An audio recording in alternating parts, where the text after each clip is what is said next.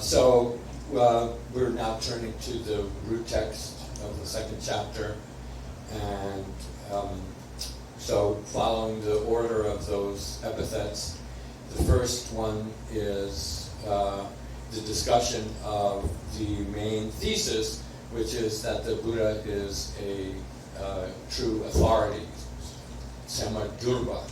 He is and the term is literally means the one who became a spiritual authority.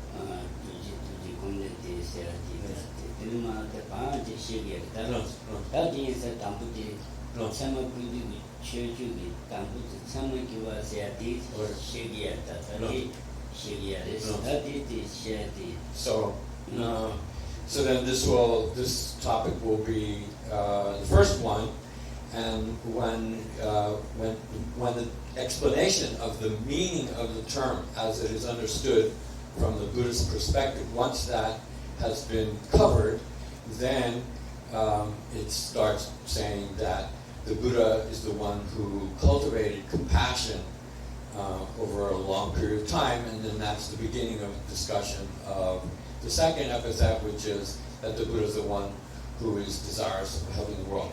So, and where we're starting, the first topic, in addition to describing what it means to call the Buddha a spiritual authority, in connection with that, a general description of what this school understands the meaning of correct cognition to be, which is the basic meaning of the word pramana. What are the qualities of the mind which enable it to be considered something that is a valid cognition, as in general. And then, having explained that, then it says the Buddha is the one who possesses those characteristics in an extraordinary way.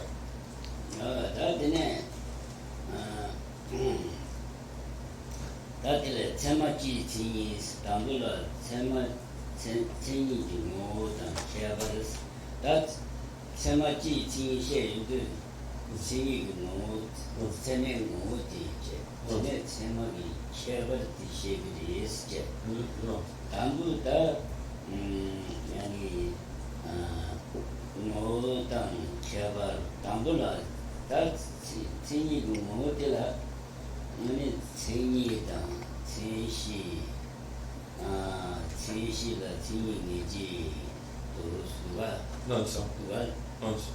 다 담보대 진이세야지 Non-so. 메로가 뭐소마 다 진이들래 진이 사도 메로에 리파스이야리 진이 Non-so. 들이야 진이 수리야리 Non-so. 미루가 세야지다 사도 세야지 Non-so. 자사 미루가 무슨하다 들어 맞춰봐 봐봐 스타 Non-so. 참말로미 젠시바 시두점바 루아 메베 셰바티 참말이 신경을 지셔요 Non-so. 디지도 잠바테 젠 진이 수르지를 봤다 Non-so. 사도 미루에 세야지 Okay. 이내 디 타워나 시제나 Non-so. 참말로미 젠시바 시데 참세지 루아 메베 셰바지 시그리 신경을 수가 Non-so. 디인사 아니 미루가 무슨하다 들어 맞춰봐 봐봐 다 진이 수르지 미루가 체내치를 샤는 들 맞춰봐지도 참아이는 뒤에 맞춰봐지도 야 참아 많이 버지래야 맞춰보도 맞춰봐 봐봐다 켜쳐 봐봐 저번이지 Non-so. 나 다들 Non-so. 미루가 수마다 들어 맞춰봐 봐봐다 켜쳐 봐봐 다 미루가 체내치일이나 아니 맞춰봤을 때 참은 것이 미루가 켜보면 누구시겠어 직접 Non-no. 야 참아 많이 빨리 켜쳐왔어요 Non-so. 어떤 이야기였어 Okay. So we're, if you have the translation in English of Gesata's commentary, we're actually reading from that text. The outline begins, as the Tibetan commentaries typically put a lot of importance on the outline as a way of identifying the significance of each point in the subject matter. So the first one is then discussing the general characteristics of valid cognition.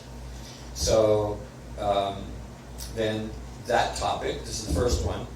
The second one is that the Buddha possesses the characteristics that are defining attributes of the valid cognition. So then covering the first one, the general characteristics is what we're going to address first. So what is this school? How does this school understand the meaning of valid cognitions? So then that topic also has two divisions to it. One is the essential nature of the defining attribute, and then some characteristic, some additional characteristic that relates to that definition.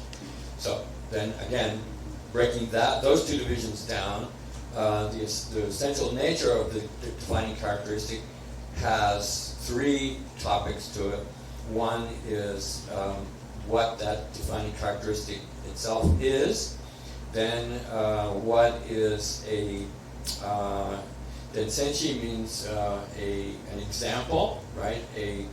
An instance of a mind that possesses that defining attribute, and then the third point is that instance that is being addressed establishes or determines the nature of that defining attribute. This is following the wording of the outline. So now we're talking about the first one of those. The first of those three latter topics is then what is the defining attribute of valid cognition? So then that also has 3 points to it. So the first one is identifying that defining attribute in terms of the term in Tibetan, which is translating the Sanskrit term into Tibetan as milua. Milua in Tibetan usually means something that does not deceive, or something that does not lead you astray, or something like that. The Sanskrit term is more literally, it's a double negative, and it's that which is not, that which is not in disagreement with something. So not in disagreement. So disagreement, and then a negative to it, not in disagreement with the nature of reality. So that's more literal translation of the original term that Tibetans rendered as non-deceptive. Non-deceptive in the sense that it is not in disagreement with the way things are. So then the Rinpoche added that main attribute, which is, so the first verse, the first line of the first verse says that valid cognition is those forms of awareness that are not non-deceptive, and non-deceptive awareness is the main defining attribute of valid cognition.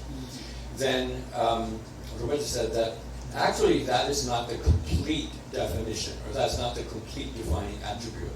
So there are two elements to the complete definition of a valid cognition in this school, which adds the characteristic or the attribute of being the initial or the first or the independent cognition, non-deceptive awareness of its object is a more complete definition of valid cognition. So sardu milua means newly, for the first time.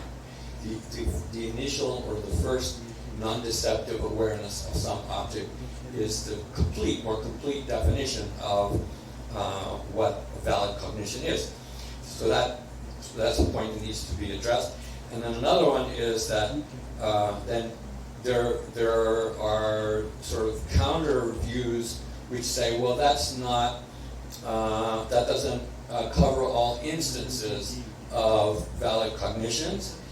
That's one counter position, and that's machaba. Machaba means it doesn't. So it's saying that definition maybe covers certain kinds of valid cognition, but not all forms of valid cognition. So that's one sort of objection or issue that's raised. The second one is that defining attribute goes too far. We're saying that the notion of being a non-deceptive cognition can cover forms of awareness that do not properly qualify as valid cognition. So there are those two objections in relation to the main defining attribute of being non-deceptive. So the text will give the main defining attribute, and then it will address those two possible criticisms. So that's kind of the outline. That the Namdita Prajanita Samanumi Jenshiva Milu say that Samanumi Jenshiva Milu Dale Joyan Suditane Dale Joyan Suditam Samayina Machabas Samatadil Chagman to Jajun Samas Cherry. Della Milu at the Chagmi Dusi. Things at the Tawati Dale Joyan Sati Niva Della Machaba Pambani Dale Joyan remember the more page in the Nipijim is Ashtuba. What did the Machaba Pamba Sati? Sema Yin, any Milua Maingage to Sigari. Milua Maimba. Dala joined Milua Maimba. That Milu said, you told a jabber was Sena. You told a jabber. And the Kajun Samati, you told a Medus. Sedan Tini, the Sama engaged Chagumidus, Machabas. 참아 간거는 네, 진이 적음이 Lobsang. Intelligent 양체만에 제나이 게다 밀루에 적음이 어디지 어디 뭔데 저 칩디지. Okay. So we've already presented the idea that the main attribute of a valid cognition is a non-deceptive awareness, to use the Tibetan translation. So then in the commentary it says, well, what does that mean to be a non-deceptive awareness? And so the commentary explains that should be understood to mean the wording literally says to sort of gain possession of an object, cognitively gain then possession in the sense of knowledge of an object. That's what the meaning of non-deceptive, that's how non-deceptive should be understood. Then, so the second point was saying, well, that doesn't cover every kind of awareness that we want to call a valid cognition, because there are certain kinds of valid cognition that arise on the basis of speech, on the basis of words. So when we're reflecting on the meanings of words, we can gain some kind of awareness that we want to call a valid cognition, but that valid cognition doesn't consist of gaining cognitive possession of some kind of object. So therefore, that defining attribute doesn't cover this particular type of mind, which is not non-deceptive in the way that word was described. So then, in the root text, in the first verse, with the first verse, I don't know if you all have, I think everyone was given a handout of the English. So it says, I'm not sure. So the third line of the verse says, that which arises from sound or speech is also, and then also is understood to mean also a form of valid cognition, even though it does not possess that quality of being a so-called non-deceptive awareness in the sense of cognizing some object. So that line is meant to answer that objection that the definition or defining attribute doesn't cover every form of valid cognition. So that's the part of the verse that addresses the first sort of criticism or objection against that definition. 다디 캡처 반바디 단데 자와디 송한디 지 군좀니 내드 세야시도가 송한디 지 군좀니 내드 세야시 아네 어디 적어놔는 거야? 어디 자와디 자와디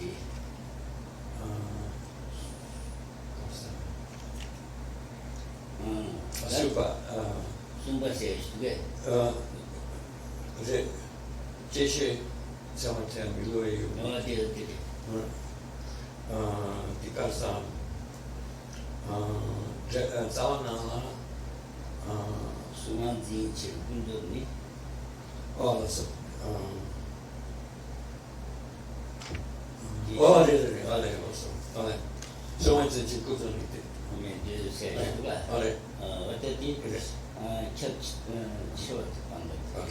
So far we've only talked about the first verse, and then skipping the second verse. Not that we're not going to talk about the second verse, but skipping the second verse for the moment to identify the part of the root text that addresses the second objection or the second criticism.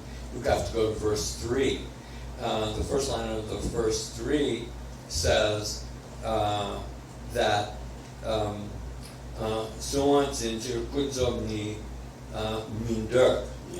so that is saying that because a conventional mind, Gunzog is a conventional mind, and we'll get to how it's understood to be a conventional mind, what it's referring to. That conventional mind, because the conventional mind grasps is the apprehension of something that was already grasped. So that is addressing the point of the newly non-deceptive mind.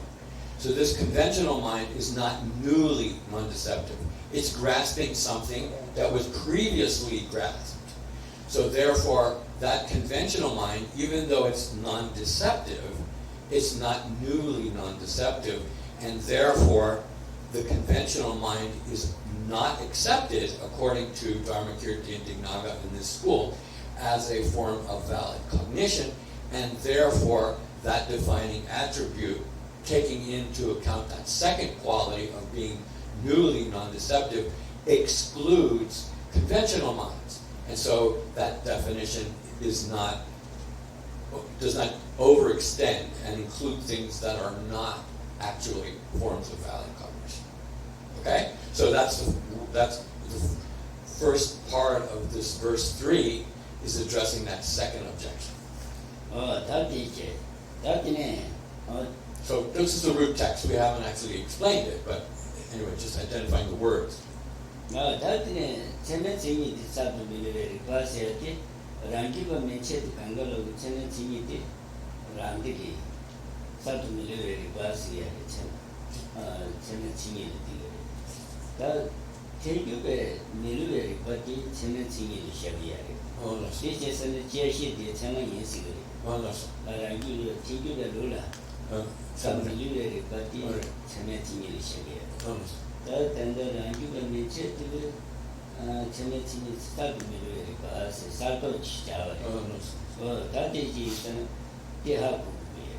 So, and now in connection with this overall discussion, you have to understand the point of view of particular Buddhist schools. So this text was identified yesterday as principally being a text of the Chittamatra school. But the principles, the basic principles of epistemology and theory of knowledge that were formulated by this school were accepted by other schools, later schools, including, for example, the non-prasangika form of the Madhyamika school. So the later form of the Madhyamika school, which is called, in Tibetan, is called the Svatantrika Madhyamika school. So the school of the middle way doctrine or system that says you have to use an independent syllogism to prove the object to be established. That part of the middle way school, plus all the other lower schools, so meaning the Chittamatra school and the Sautrantika school, those schools also hold to the same basic definition of valid cognition as being, in the Tibetan phrase, sadhu milue rikpa. So rikpa is the general term for any mind. So any mind which is a newly non-deceptive awareness, then that is the defining characteristic of valid cognition. So that newly non-deceptive will be addressed and is then essential for that range of Buddhist schools. And as we just pointed out, what it excludes, that one form of that conventional mind is recollection, for instance. So when you gain some realization, and then after you gain that realization, you recall it at a later time, then that is described as, literally in Tibetan, it's a form of a cognitive state of mind that's called jeshe. Jeshe means a kind of discriminative awareness, which is typically translated by Westerners as recognition, meaning that it is the subsequent cognition of something that was cognized previously. So the fact that it was cognized subsequently means it's not that newly non-deceptive cognition.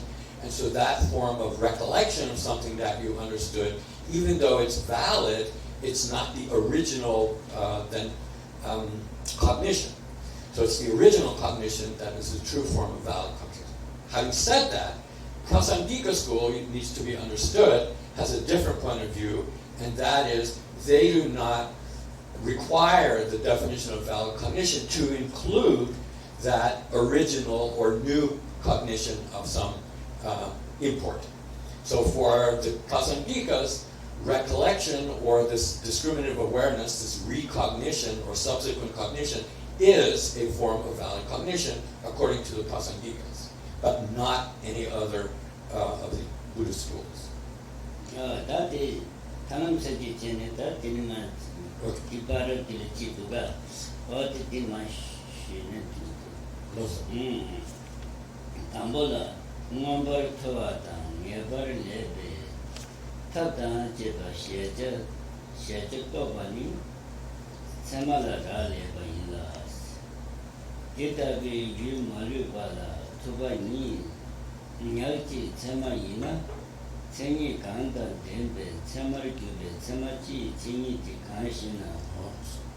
That is it, that is. Number Toata, never leba, Tata Jeba, Jebe Sheja Tobani, that Samala Raleba is.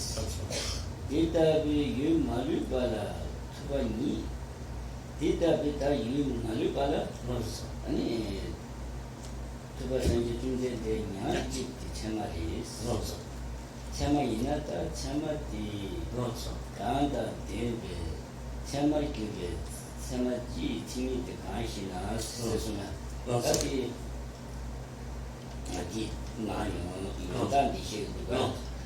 So then, now reading word for word from Gyaltsabje's commentary, he starts the first part of the discussion, which is identifying non-deceptiveness, the meaning of non-deceptiveness as the most important aspect of valid cognition. So it starts out, and so what this introductory phrase does is it makes a connection between the general meaning of valid cognition and how we incorporate that into the assertion that Buddha is the ultimate spiritual authority, in the sense that he possesses valid cognition in its highest form.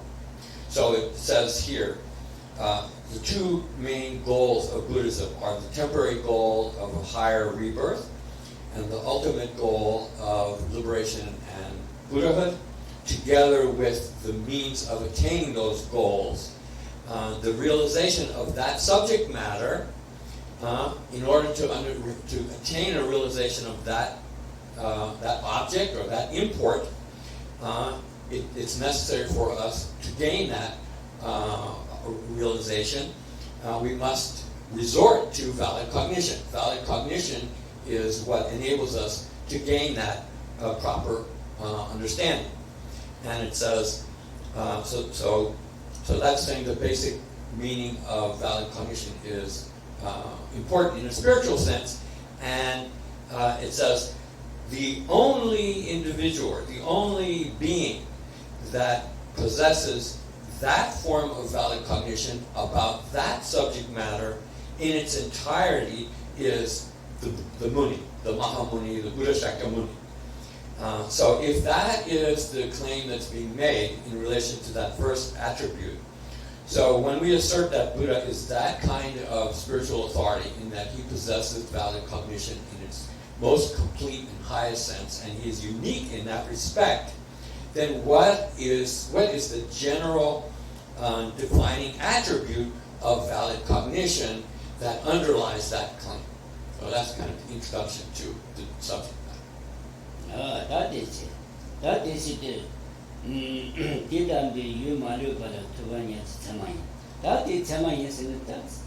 Did the Chamati of dead and Jampa so we are Sama did the Jampa is Japan. Then is Samati Samati Tini Resina. Tini Kana should be Samari to be Tini Tini the Ganshin and the Nusun Sama Church. Sama Yidi, Sadurua may be Sheba in the children. That's how the Milu Sheba the Tini Shatuna. That is Tinshi Dilla and Nusu Samati Sha. That Sama Yidi said to Jechers here. Sadurua may be Sheba in the children. That's it. That's in the Genesis. But Sama in the Kidaka and Sadu Milu in the Chelsea. Tela task, Motesi, No. around the Kun Shepherd. No. The impact to the carrier said, the impact. No. That carrier sells that. No. The task. No. Okay, so then in response to that question, so what is the general attribute, the defining attribute of valid cognition? If you ask that question, so that's sort of setting up the first statement, which is presented in the commentary in the form of a formal argument. And this formal argument is explaining the first line of the first verse, which says, valid cognition is awareness that is non-deceptive. That's all the root text says. Now, Gyumed uses that wording to formulate an argument which is meant to present the defining attribute of valid cognition. So the Tibetan argument starts with a subject. And so this it's called Chöje in Tibetan. So it means that something that possesses the quality that we're trying to prove or determine. And that subject in this case is the direct perception of the color blue. So that direct perception of the color blue is the instance of a form of valid cognition. So it says, Wanzin Wansum Tema. Wansum Tema means one kind of valid cognition is direct perception. So the valid cognition, which is the direct perception of the color blue, that subject is a valid cognition. Okay, is a valid cognition is then the predicate of the thesis, right? The thesis is the direct perception of the color blue is a form of valid cognition. So a form of valid cognition is the predicate of that thesis. And then to prove that thesis, then you state the reason. In Tibetan, the typical word for reason is called dak. Dak literally means sign or mark. And I think the Sanskrit word for that is linga. But that's a synonym for reason. Another term is jutsen. Jutsen is the more typical word for reason. So that's a formal argument. You have the subject matter, you have the predicate of the thesis that is asserted about that subject matter, and then you state the reason why that's true. So here, the argument is, take the direct perception of the color blue as a subject. It is a form of valid cognition because, then it says, Sardu milua jingi sheva yimbechu. So in the root text, it just says, milua jingi sheva. It says, in non-deceptive form of awareness. Then Gyumed adds to that, to give the complete reason, because that direct perception of blue is an original or a new cognition that is not deceptive. Right? So that's the formal argument. Sheba tema ina, cheme tini dangerous, meba temea ta, rari nusunki, sheba tubana, data puti dejibe, milua nita, pusimbe, chele shena, stati joba chichumari. Satu milua sheba teta, tema ina, ani cheme tini di dangerous sheba kumari is. Kumari kanat, Quran yamsumi vera, ritigi. 아니 참아도 그거리. that's 안 또 찾아리. 또 찾는데 참나남시한테 땡줄이 시에 그 말이 있어. 그래서나 라리 무슨 게 시에가 두인데 잠바 대다 두지 대지베 머리와디야. 예 그래서. 두심바 인베 시로 시나. 시제 취지. 다디 같이 저가 듣고 그래서. So then now we have, having presented that formal argument for what the definition of a valid cognition is, then we have sort of the hypothetical objection, which is used to as a method of exposition. And here in this case, the objection is to say, well, your definition describes valid cognition as a mental entity. a mental entity, and yet you are the author of, if you case of Dharmakirti and other scholars, you are the author of this lengthy treatise on the subject of valid cognition. So if we understand the nature of the mind, then it's not necessary to have a written treatise which tells us about the nature of valid cognition. And so that's the objection, and the reason for making that objection is then an element of epistemological theory which is kind of technical and only applies to certain Buddhist schools. There's something called Rangrik in Tibet. Rangrik is self-awareness, or awareness, the mind's awareness of itself. And this is a hypothetical entity which other schools claim or assert doesn't even exist, but in this school it is accepted and it's considered important for a wide range of meanings. So in this objection it says that form of self-awareness of one's own mind, that self-awareness of one's own mind accompanies that direct perception of blue. So when we have direct perception of blue, there's another element of the mind which perceives the perception of blue. And that's the self-awareness, the Swasamvedana or Rangrik.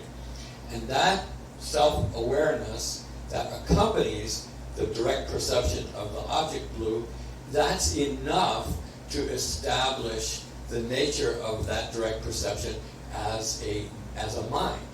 And so, therefore, that alone is from our own experience. We can determine what non-deceptive cognition is, and we don't need epistemological treatises to tell us what valid cognition is.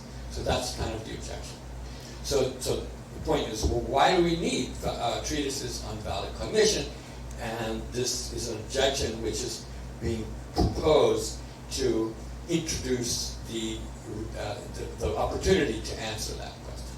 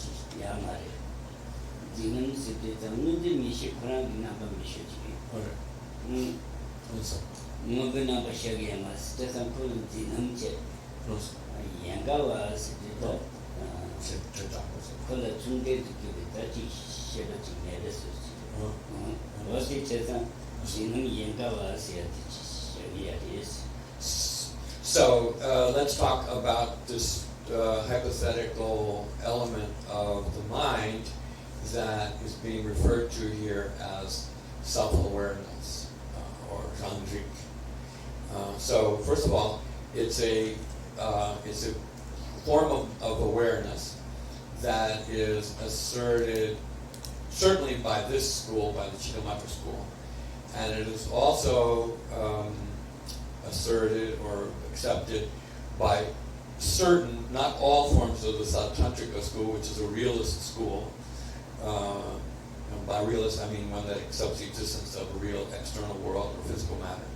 So one part of the Sautrantika school does accept this entity, meaning an element of the mind that perceives itself, and the Chittamatra school does.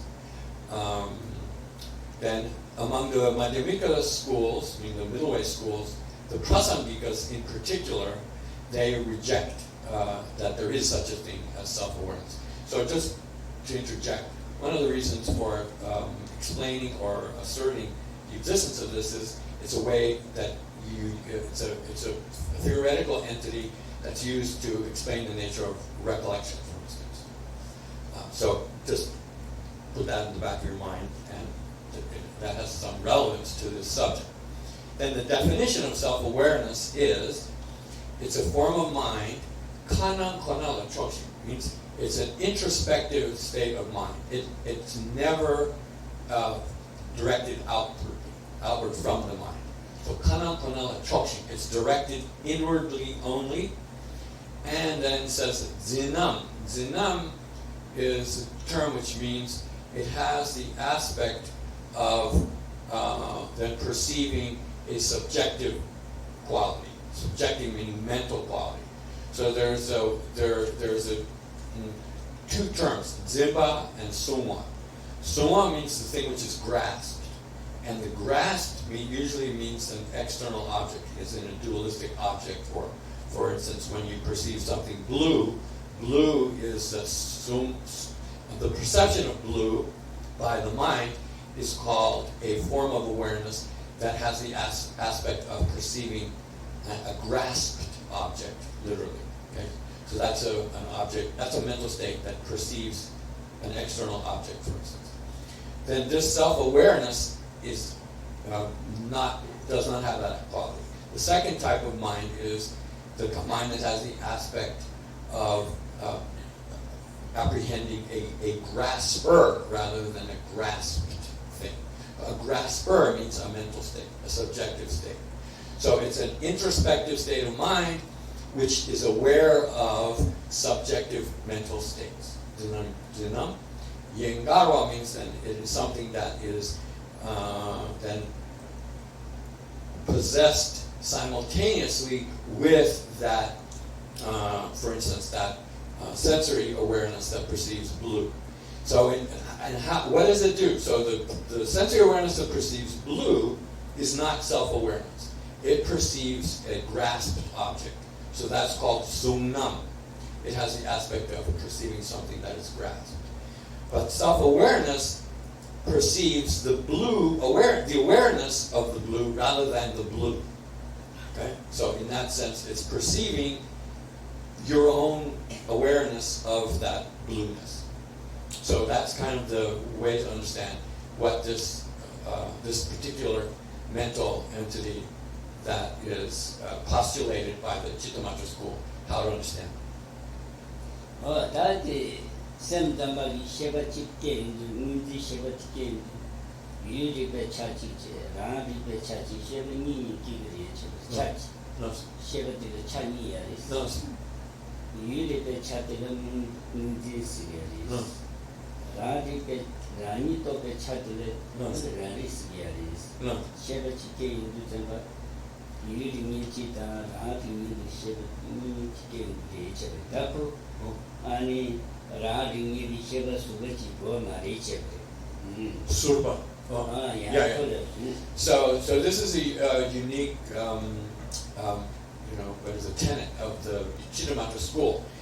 To put it in slightly different words, but restating what was already sort of described, the Chittamatra school holds that when there is a perception, a sensory perception,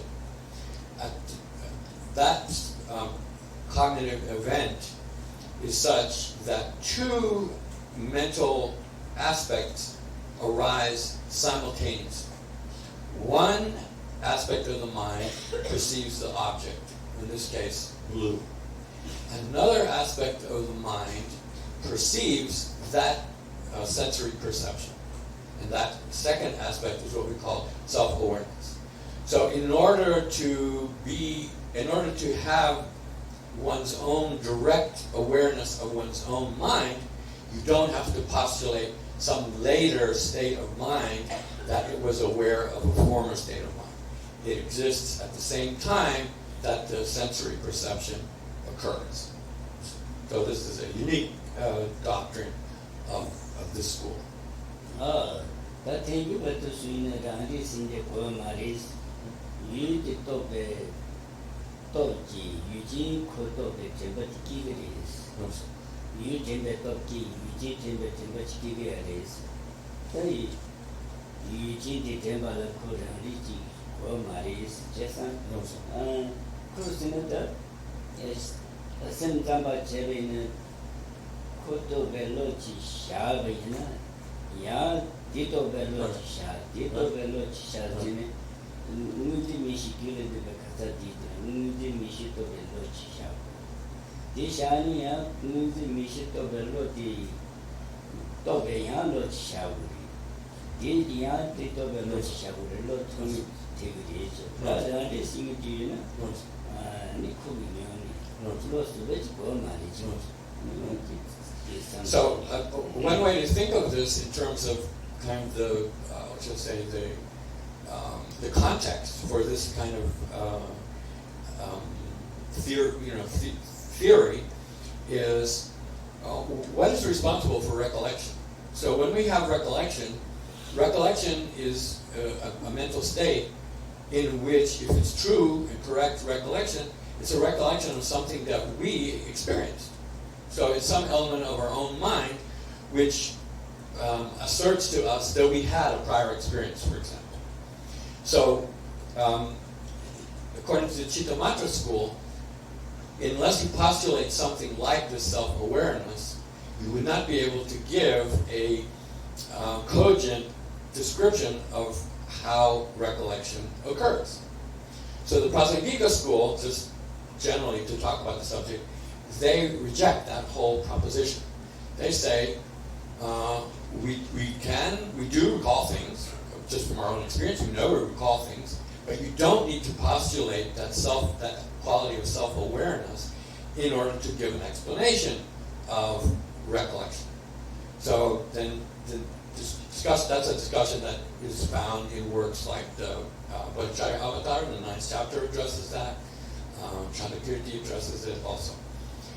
So one of the things that the Chittamatrans say is that if you don't have some element of the mind that simultaneously is present when you have a direct perception.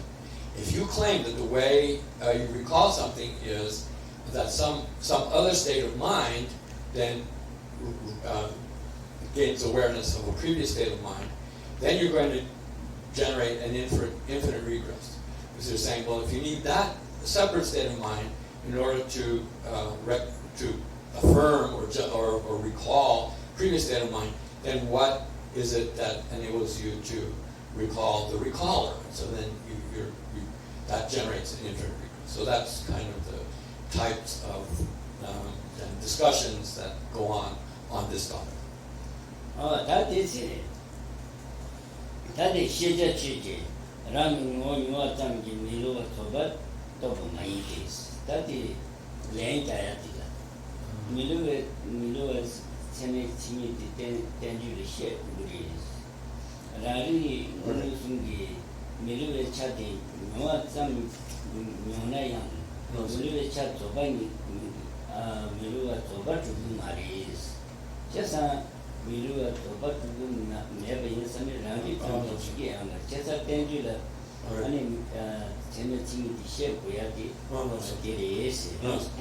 So then going back to this original point, this original objection, saying you don't need a treatise on epistemology because we have built into our minds elements that verify the awareness that is a valid cognition.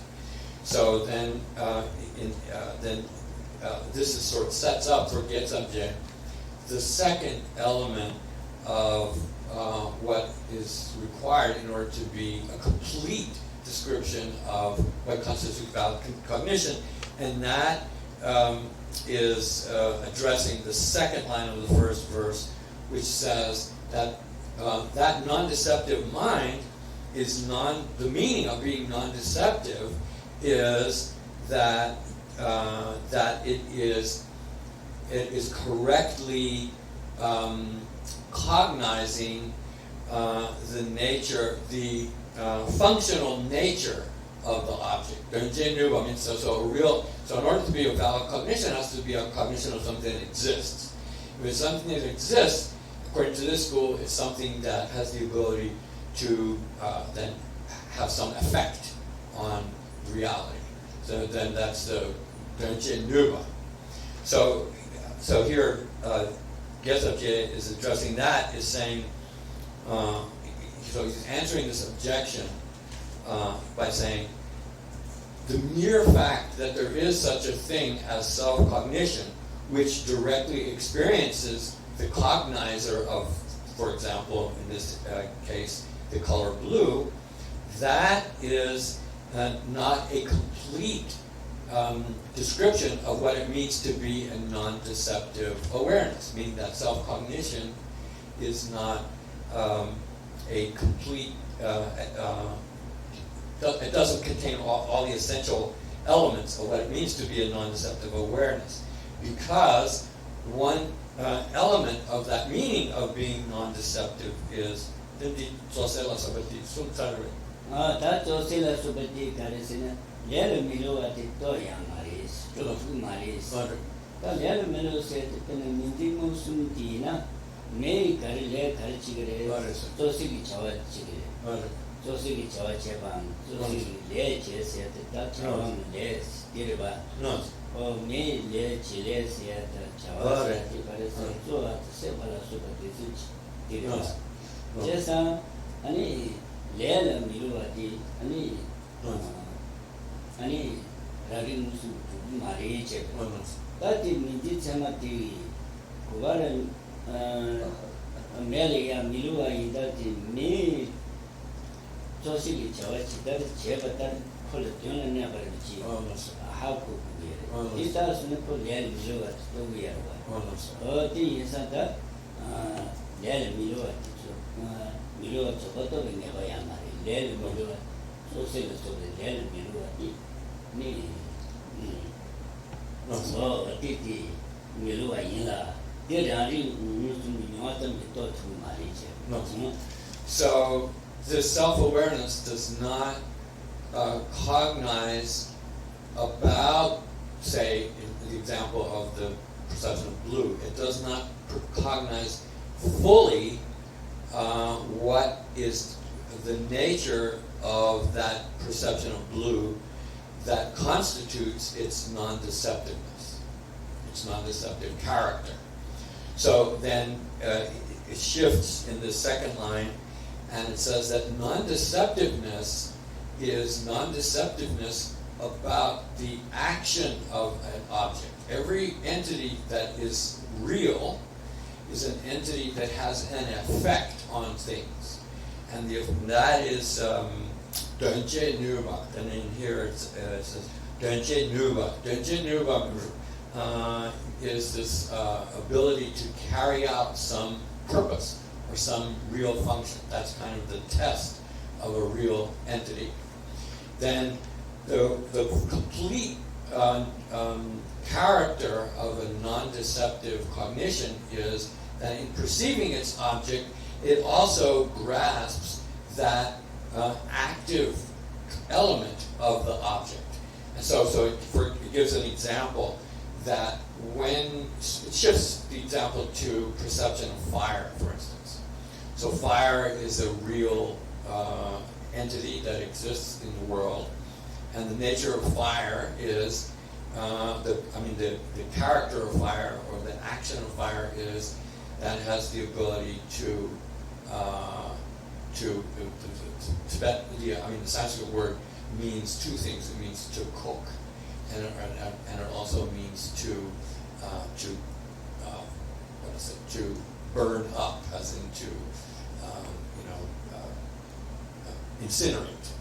So cooking and incinerating. So heat has the ability of sort of able to modify the nature of things, as in when you cook in a chemical sense, to alter things. And then also it has another element of it. The heat is that it has the ability to incinerate. So those are the two defining active qualities of fire. And so it's saying that a true valid cognition perceives that action of the object as it truly is. It says in the root text. So fire has a nature, it abides in a particular nature, which is it has the quality of burning and cooking, if you like. And so the direct perception of fire is that awareness that grasps that object fire in such a way that it correctly cognizes that action or that essential quality of fire. And self-awareness is not object-oriented. It's only directed towards that inner state of mind which perceives some other object. So therefore that self-awareness only perceives that a cognitive state has occurred, but it does not on its own have the ability to prove or to establish that that cognitive state has apprehended that essential active quality of the object. So that second line captures that more fully the meaning of what it is to be so-called non-deceptive awareness.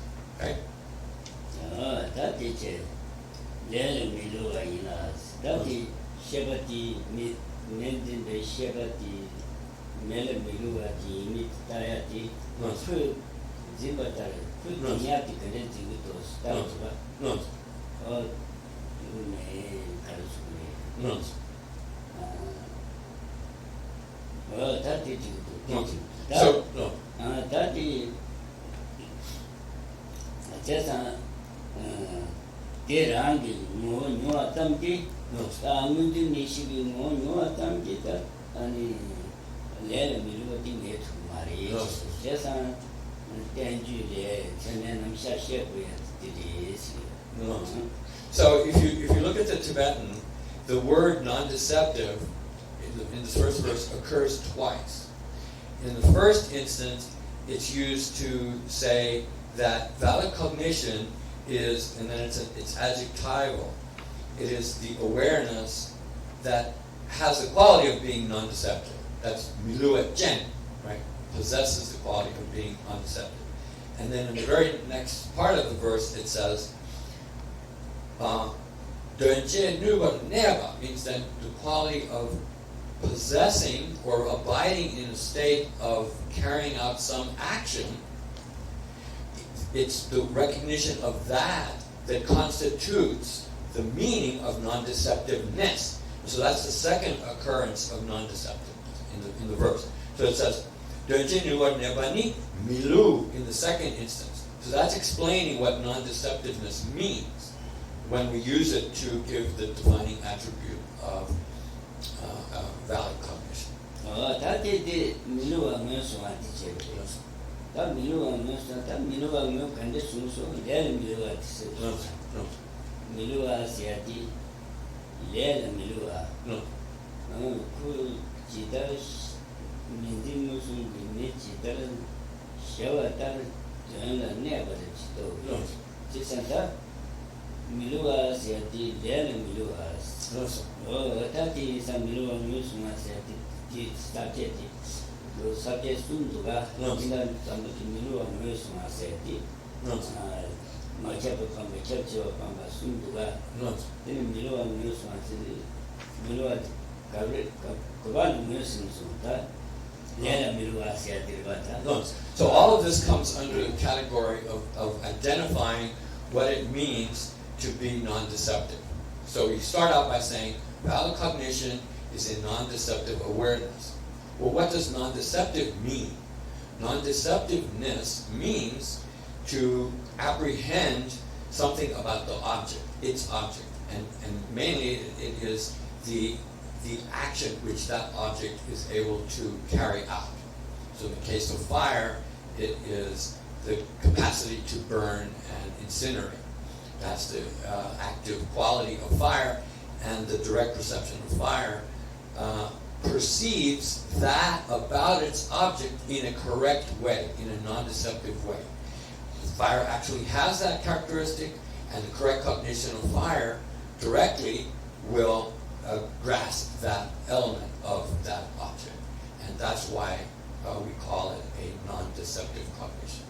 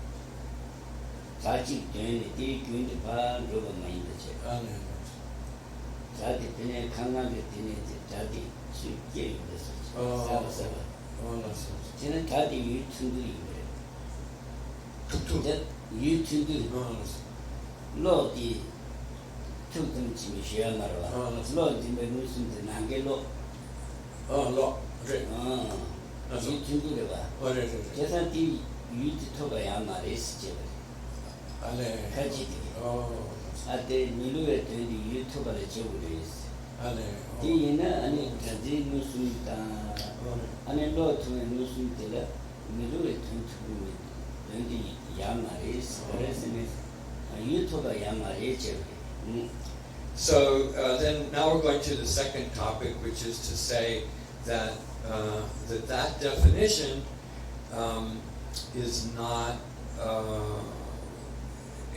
it doesn't cover all instances of what we want to say is valid cognition. In other words, there are other kinds of awareness that don't fit those qualities, and therefore it's not complete in its scope. It covers certain kinds of cognition, but it ignores others. So it gives, for an example, it says, this notion of being non-deceptive about the action of its object. So what that means is, and then here he uses a phrase which is kind of an interesting phrase, yultobe. Yultoba literally means to attain the object. It's probably the sense of the word prop. Prop means sort of to comprehend, I think. It means sort of to comprehend something about the object. Maybe tentatively, it's my best guess as how to translate. So only certain kinds of correct cognitions have that aspect of having some kind of cognitive comprehension of an object. And then it says, what about sound? And here this is a kind of something that you might not normally think of. So the idea is that sound is something that is something that occurs that seems to have some sort of extension to it, but actually the essence of the sound is something that's only instantaneous. So each moment of the sound, real sound, is something that is momentary, right? So if you take the sound of cymbals clapping, for instance, the initial time that event occurs, there's a loud sound of the clap of the cymbals, but then that sound, once it's been generated, it sort of, diminishes. It's kind of an echo of that process. So it's saying that the actual sound is only occurring moment to moment. It's like lightning. Lightning is something that is instantaneous you see it for an instant and then it's gone. So sound is the same way like that. So there's nothing about the nature of sound, this is I believe what the text is saying, there's nothing about the nature of sound which allows you to have some kind of cognitive comprehension of that object, sound, because it's so momentary. That is it. That Ranu did that, Nishit, Tas Mundu Chavalasku, Tas Eti, Chandi Nishik Sundu, Suma, Sungi Yuti Tarva. Not so. Jason Chandi Nishil, Tas Sundu Jenny. Tas Sundu Jenny Kebe, Chandi Nishes Yerva. Tasa, Tas Sundu Chavali June, Chandi Nishi Chuchi, Tema Miru, Gyumed. Rangi Shejar number the Sat Dumbe Sheva in the Chelsea. You Tobam, you Dumba's name. Rangi Debe Rangi Shejar number the Sat Dumba, Sat Dumba, Sat Tobam, Sat Tobas in the league. That Sheva is you Tobalas, you Tobati.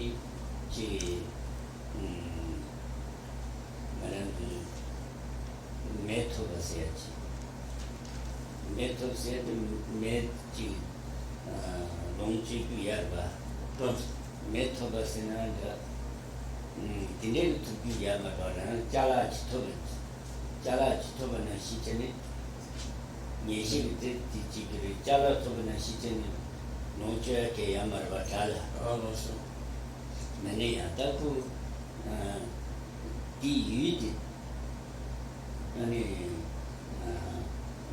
around the number the use up to top by Santa Lucia. Yanking Korangi, no part of it. Nishi, the Rangi, Sheje, number the city. Pena Karine, Rangi Sheje, sure, you've done that same sort of city. So some number of it. Oh, that is out to them, Sheva in the children. Oh, that in the is a no. I didn't you talk about the very Shagris. No. Is a Chandini Shitty, Sama Miru, Yamaris. Oh, That will make it. Sing it, Tema engaged in the caption to Silva. what is it? Tema engaged, sing it in my journey to do together. Oh, that's not. Adi Yamari, just the Jew Tasum to Chevalier, Nishiti, Rangi, Mumba de South of the Chevaliers. Tasum to South of the Chevalier. Chandini City, Track of the show. Rangi, Sundu, Tradi, Top the Chevaliers, and Tobam, Java, Thomas, Dilis. And the Karsa, tension and dreadful things. Then you did Keo Madre. and the Shikuran, Okay. could you Thomas Yati? Honest. Tasu did the Javalet Gala and Milu is So then in the case of sound, what the text is saying is there's nothing that you, when I said comprehend cognitively, then I use that expression to describe something, to acquire something about the object. So that notion of being a non-deceptive awareness in the sense that you recognize or you grasp what its action is, and that is something that is in a way obtaining something, some kind of knowledge about the object. There's no such thing that you obtain in relation to raw sound, for example. Nevertheless, it says that we can say something about sound, sound being then we have a hearing consciousness, where we have a hearing awareness. Nianxie means the consciousness of hearing that arises in relation to grasping sounds, right? That's the nature of hearing. Then that can also be a form of valid cognition. So we're talking about how you have valid cognition in relation to auditory cognition. So what does that consist of? He says that also can be identified as a form of valid cognition. It's not your claim that this definition doesn't apply to sound is not correct. Gyumed means that error does not apply because rangi shelja means then the thing that's being cognized by hearing consciousness is something that is the intent of the mind. So the mind has the intent to hear something, and then because of that intent, then you listen to the sound, and then that sound here, as it says, it is able to reveal something to you newly. And so that revealing of something, right, or making known of something, this is still part of verse 1. It says, that which arises in relation to sound, right? Right? Yang means that which arises in relation to sound. That too is a form of valid cognition, despite what the objection is suggesting, because sound has the ability to reveal.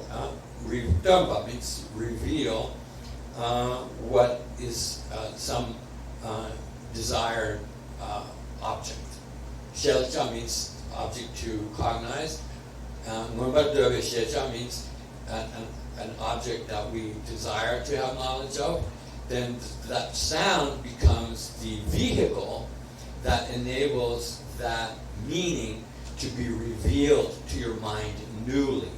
So I believe what it's saying is it's saying that we can realize import of words, for instance, which is through hearing, even though the import of words do not directly correspond to some actual object in the world. They are, mental import, some meaning in the mind.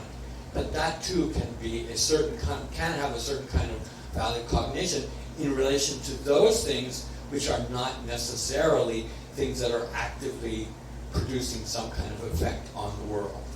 So this is a kind of special, not an exception, but sort of a Buddhist view on the nature of how words can be understood as also having some epistemological validity. That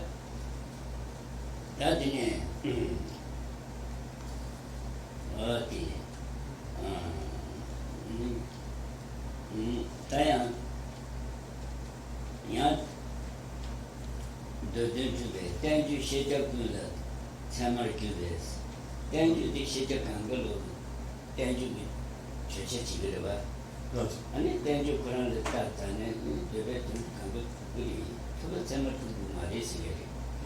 자 그거 제목 다 땡주 시적 그런 제목 줄베 이 엘레 저들 중에 체를 그거 제목 주가 지시 신나스 땡주로서 주제가 다나 뭐랑기 주제 되니 그거는 모두 밀려서 Gyumed 제비 규정이 대다인다 마이디 제가 주제가 전에 나중에 추스 그게 실 마음에 제가 준비 그게 년도도 그것도 이제 저는 가인 밖에 거를 집에 세마티 다인다 이제 쳤어 다들 이 다른 거치기 두 번째 맞추고 말이지. 땡주래 니 시제 그 땡주래 시기야리스. 근데 땡주래 시기 요새는 니 두 번째 땡주래 지도도 가시요. 맞지. 땡주래세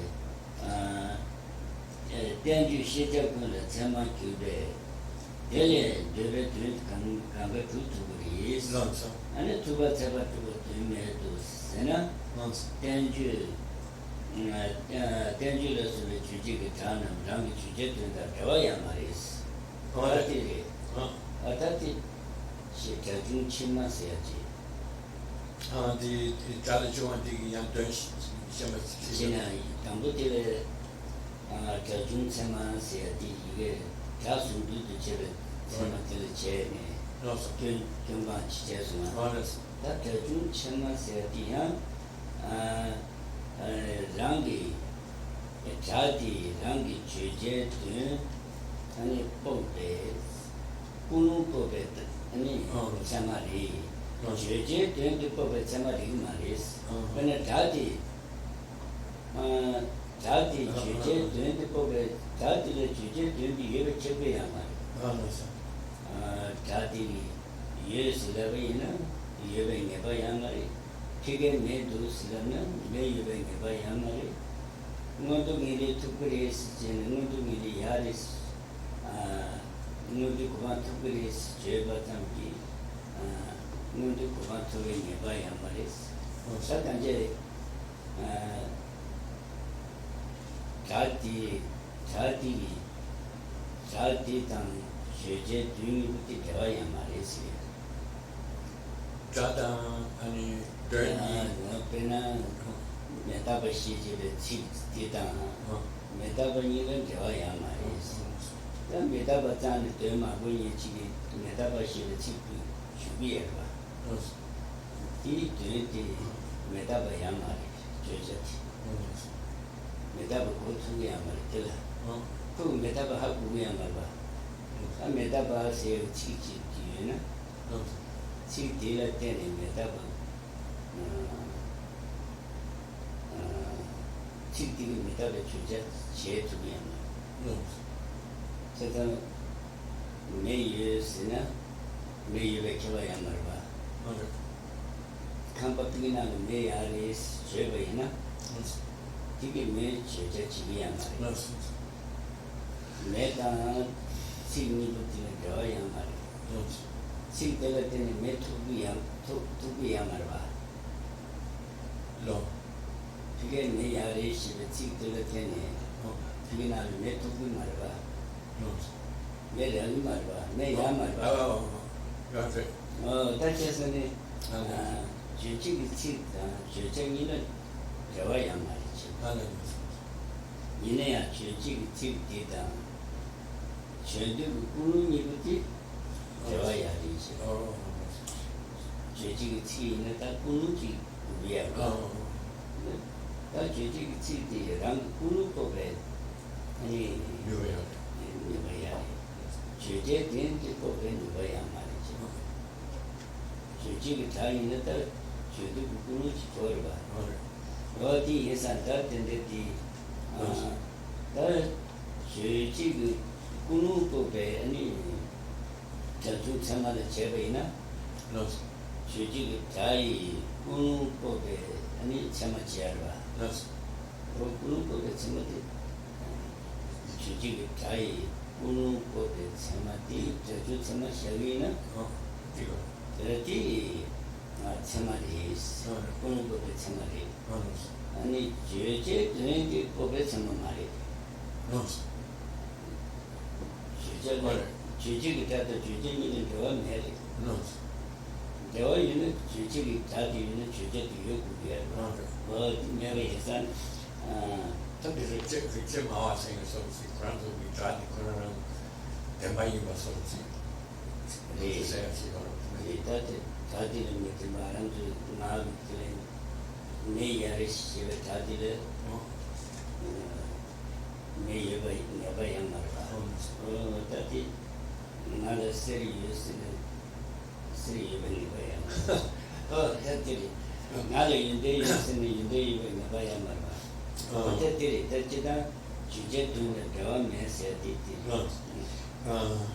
So then the next verse, which is second verse, is can be also understood as in relation to this.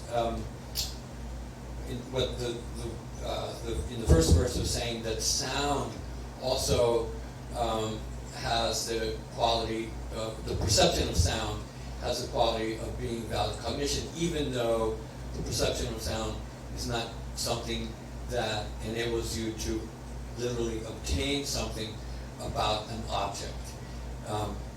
So I believe what the idea also is saying that we're talking about cognition. One of the main purposes of this is saying that the value of valid cognition is that it allows us to successfully attain the goals that we seek, and that's kind of its real purpose and its value. So then hearing sounds does not on its own do anything by itself to enable us to achieve some kind of goal. So that's however, then the verse saying that it elucidates something. So there was that first interpretation saying that you're hearing sound in just the sense of general sound. But then the second verse here kind of takes that discussion about sound in a slightly different direction. And so that's set up here in Jesuit's text by saying, well, he says, this again, a hypothetical person who might question. So the first part of this text is meant to set up, give you the definition of what valid cognition is, so that we can then explain how the Buddha is the epitome of the one who possesses that kind of valid cognition. So then here, the hypothetical objection to that, or counter-argument to that, is we don't need to know that Buddha is an ultimate spiritual authority. It's enough that if we gain a valid cognition about the way that treatises, we're going to written compositions and verbal, the sound that comes from intelligent persons, right? Speech, that kind of speech in a written form, for example, can give us access to valid cognition about everything that we need to know. And so is that not sufficient? Are treatises themselves not sufficient to allow us to achieve whatever our desired aims might be? Right? So are books more important than people? You might put it, if you want to put it simply. Then saying, so therefore, why do we need to prove that the Buddha is an ultimate spiritual authority? It's enough that we have, treatises that explain to us what valid cognition is. So the answer to that is, says that treatises, written works, make some kind of assertions about things. So treatises, the use of the word jöje and jöja, which is the active participle of expressing, and the future participle of expression. So he's saying that which expresses. So that which expresses is the words that are in the treatise. Then that which is being expressed is the subject matter or the import of what those words are saying. So what it says here is the expressive quality of the words, what the words are saying in a treatise, are no guarantee that what the import of those words are is true. So you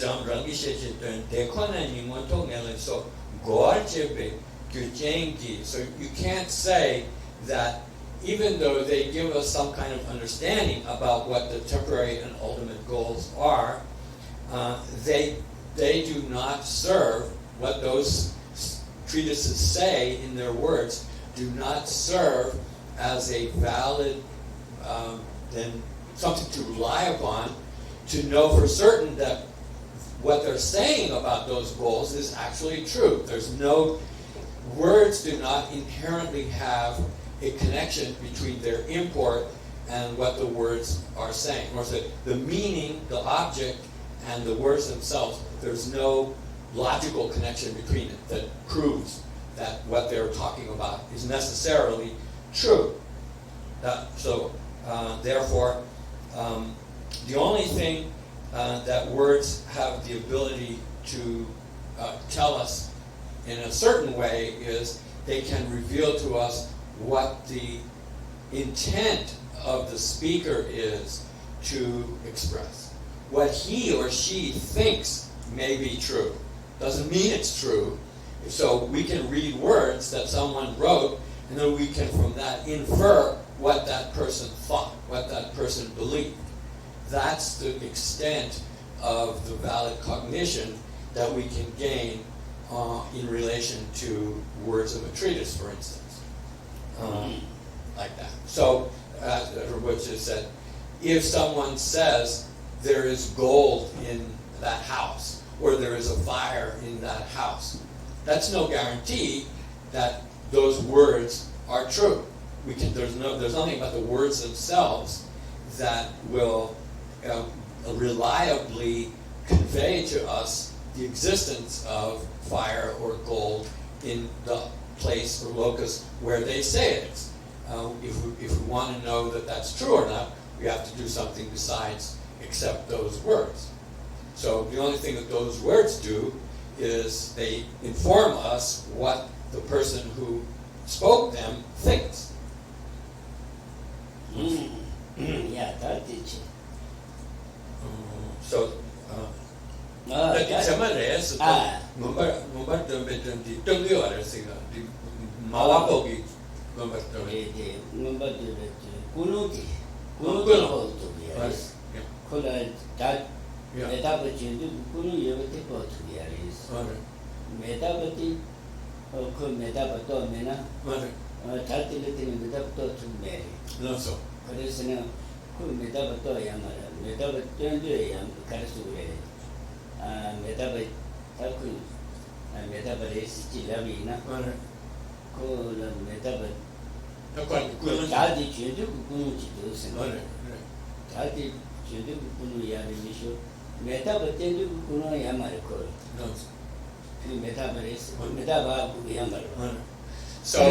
So for instance, if someone says, then all causally produced things are impermanent.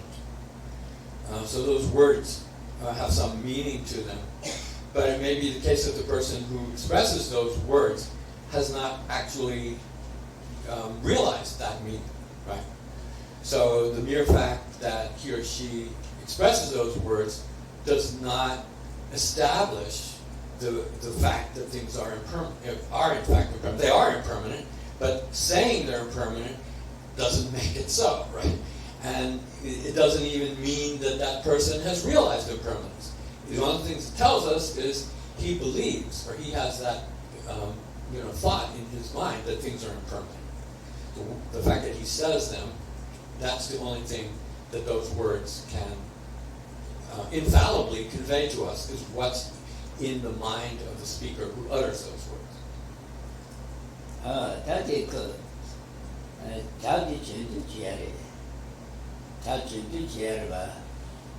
No.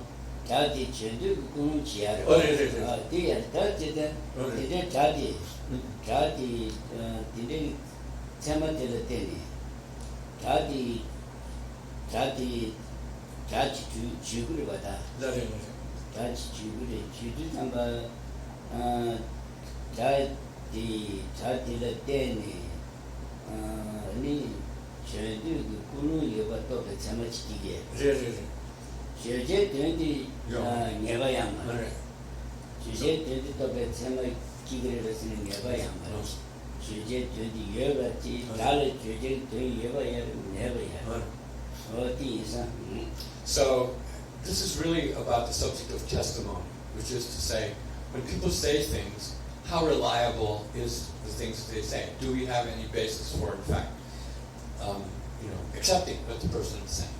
That's the topic of testimony. And in Buddhism has a very strict, very limited idea about the nature of testimony. So in the case of Buddhism, the only thing that we can validly infer about words that people express is what is in the mind of the person who expresses them.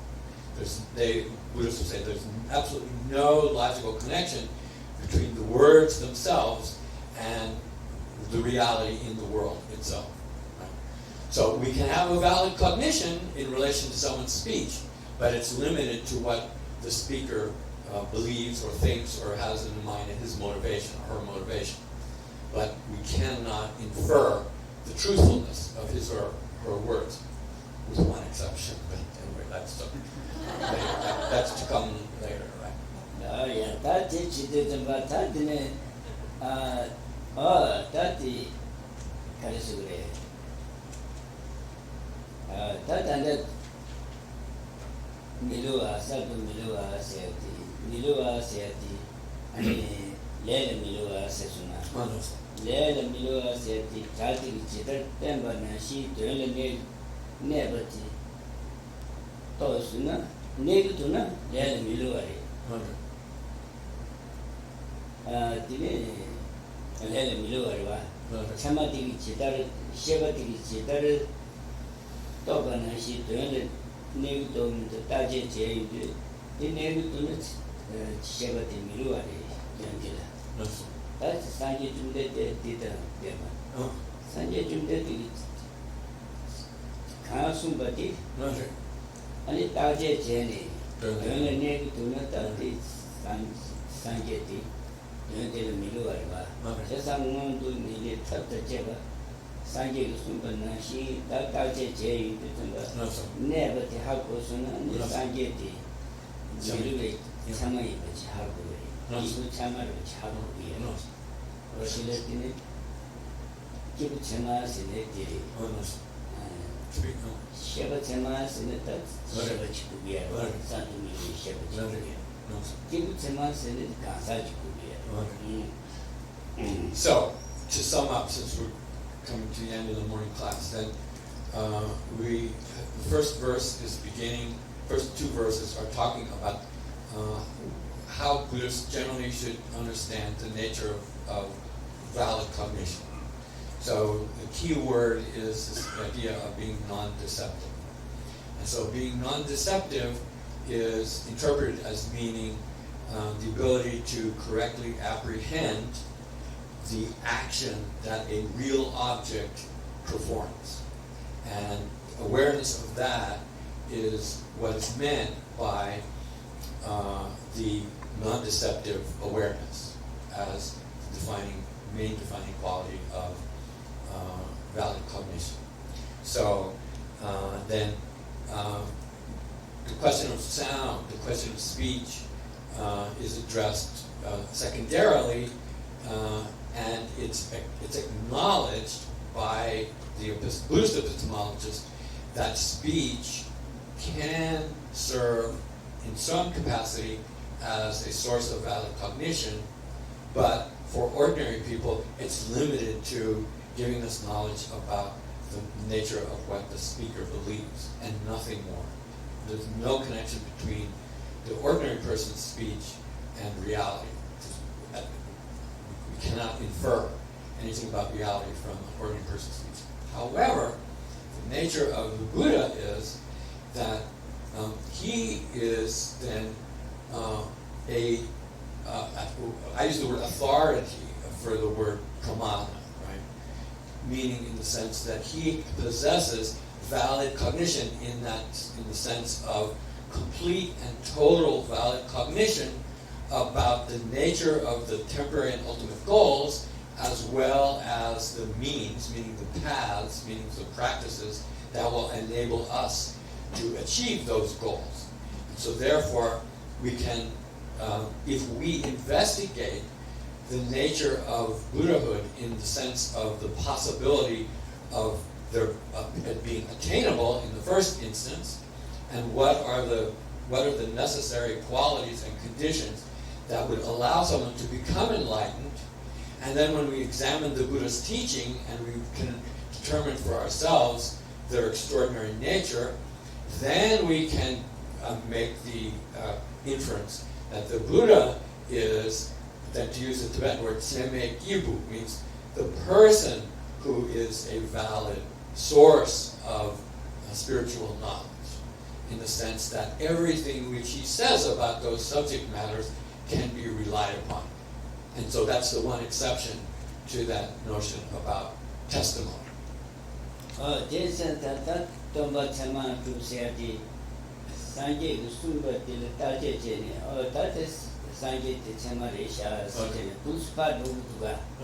이 조그도 잠봤던데 대바 체미 체마이 것도 아니 jampa chemayi batu priyati jandala tiri tuka yi loti chemayi bat tayi tu jampa yi loti ki jaya sunya di jandala niru to mada tani ni jandala niru to ta loti chemayi ba haku dina shi sanje di ane ngodu ngere te chabala chemayi bati khe bala 이번 모든 일이 터져 잡아들 관계. 세마 이번에 세마 부분에 이주 담기때. 때문에 다가랑 대샤 산지의 순대 다가랑 대샤 선발지 제일 산지의 이 세마의 개분을 봐. 이주이네요. 이주 담기. 나는 세마는 남바 세마랑 요소가 되는 똑같아요. 계획도 가고 봐. 뒤에서는 jampa chema tumne, jampa chema yaji yuwa, dima yubache, jampa chema toane, jampa chema kiba tuwae, tanto tiri tuka, tanchi na, di kui shea di, jampa re to me to tani, kui dice kuruwa. So, if we take it back to the discussions that were covered yesterday, we were talking about the two presentations of those four epithets that are asserted about Buddha as being, the elements that support his being asserted that he is a spiritual authority. So there were two. The first one was saying that we can establish the validity of the Buddha as being an enlightened being, and therefore his teaching can be, recognized as being valid. Then in the reverse order, it was saying that the persons of sharper faculties, then they can examine the Buddha's testimony, not take it just on faith, but to study it, to learn it, and to ideally verify for ourselves, gain correct inference, gain correct direct perceptions of what the Buddha's taught. And in that way prove to ourselves, to our own knowledge, that what the Buddha said is true. And so therefore we can establish that the teaching is valid. And when we can establish the validity of the teaching, then we can infer, therefore, the Buddha who taught it, because of the uniqueness of the teaching, then he was a unique spiritual authority. So that's working from the teaching to gain a certainty of the Buddha as a valid spiritual authority. So that's kind of the aim, or that's kind of what's being set out as the value of the subject matter in this treatise, in this chapter of this treatise particularly. Then, so in more practical terms, it's not easy for us as ordinary practitioners to gain true valid cognition about the Four Noble Truths, for example. But we still have the ability to learn about them, to gain some clear understanding of them, even if it doesn't rise to the level of valid cognition. Then there is a form of, so in Buddhist epistemology, there are 7 kinds of cognitive states. 2 of them are valid cognitions. 5 of them are not valid cognitions, but they're cognitively relevant. So we already discussed one, which is that recognition, which is a correct cognition, but it's not the initial or original. Then another one is yizhi. Yizhi means belief. It's a kind of belief. So a belief is a cognitive state of mind, but it's not justified. We have not verified it for ourselves to be true. It may very well be true, or in some cases it may be false belief. But if we are, devout Buddhists, and we are inclined to believe what the Buddha taught, and we develop a form of somewhat informed belief about the Buddha's doctrine, then that goes, some way towards that process by which we can establish for ourselves that the Buddha's teaching has this unique truthfulness to it, and therefore we become more justified in placing our trust in the Buddha as an ultimate spiritual authority. So that's kind of practical, in a practical sense.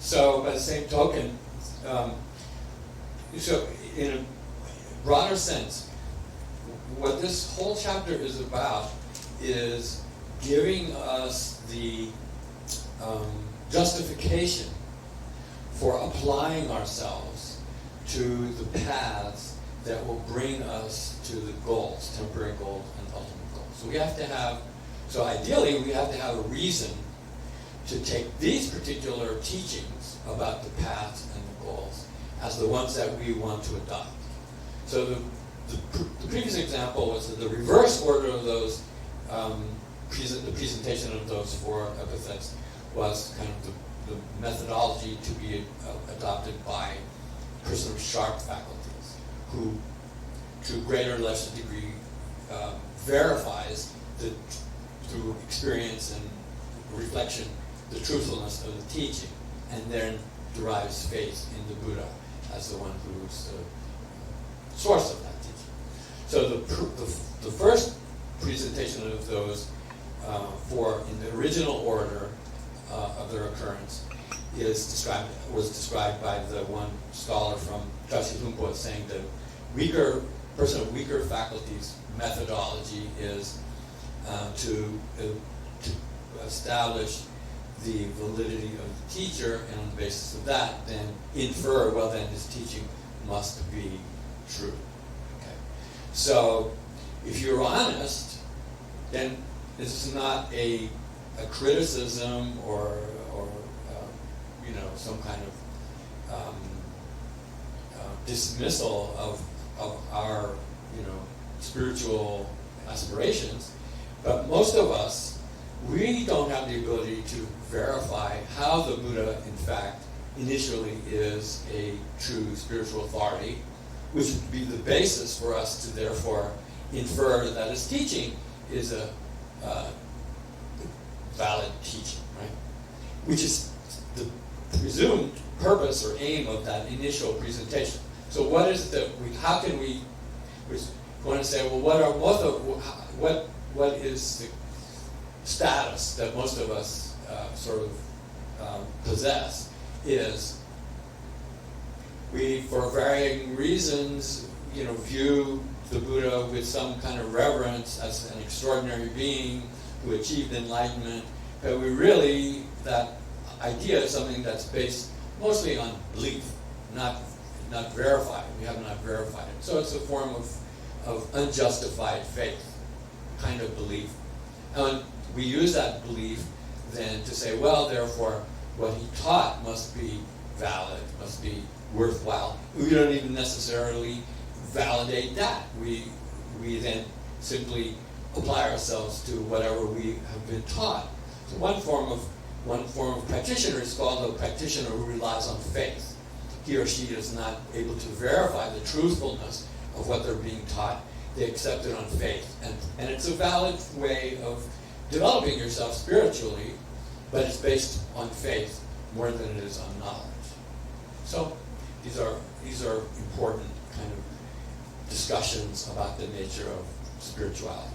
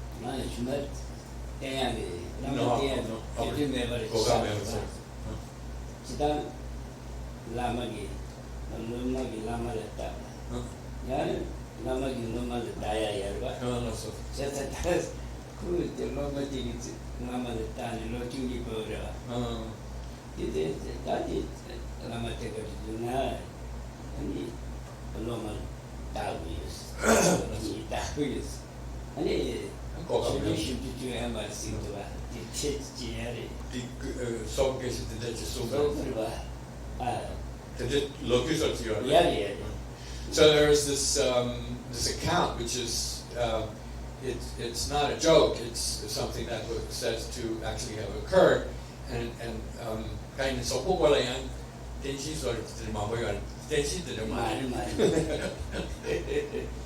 so this is something that is said to have actually occurred, and it involves a Mongolian, because a lot of Mongolians came to Tibet to study Tibetan Buddhism in the monasteries. So this was one such person, and he went to Sakyapandita. Sakyapandita was, I think, from 1200s or something like that. Great master, and so he is reported to have said, "Well, we're not supposed to just willy-nilly find a teacher and say, I want you to be my teacher. You're supposed to spend some time, investigating whether this is a real teacher and whether you have, a good connection with that person, and so therefore you're willing to approach the person and ask to be accepted as a student." So he says he took 12 years. He said, this is kind of the classic saying, is that you can examine your teacher for 12 years before you're able to really decide in a proper way that this is the teacher for you. So he says he did that, and then so he was satisfied. So he goes to Sakyapandita and says, "I want to be your student." So Sakyapandita says to him, "Oh, okay, well, it's also my responsibility to examine you to see whether you're a suitable disciple." So he says, "And I'll take 12 years to do that." So the point of the story is 24 years go by with this examining that went on, and so the opportunity to actually practice can sometimes suffer.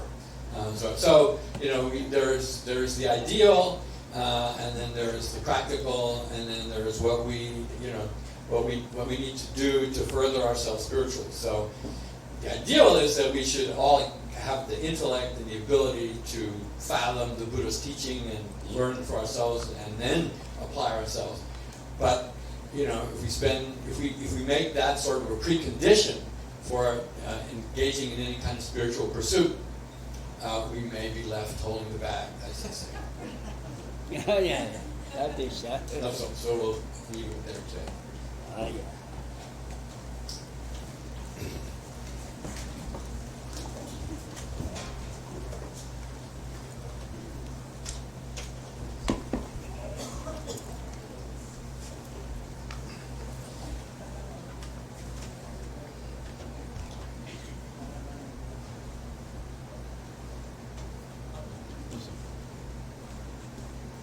I think this is a translation here. Something wrong here. Just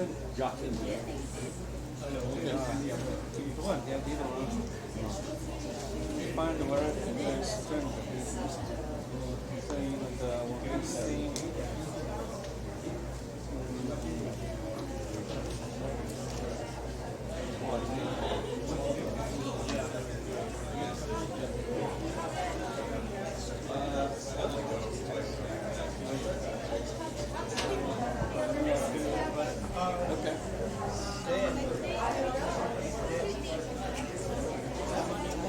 Best thing to do.